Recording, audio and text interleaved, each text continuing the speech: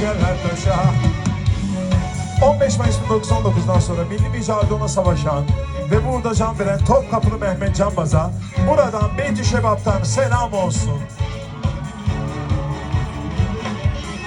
15 Mayıs 1919'dan sonra milli mücadelede savaşan ve burada can veren Mimmin grubundan Hüsnü Himmetoğlu'na buradan Beyt-i Şebap'tan selam olsun. Ebu Ziya Tevfi'ye, Yüzbaşı Seyfettin'e,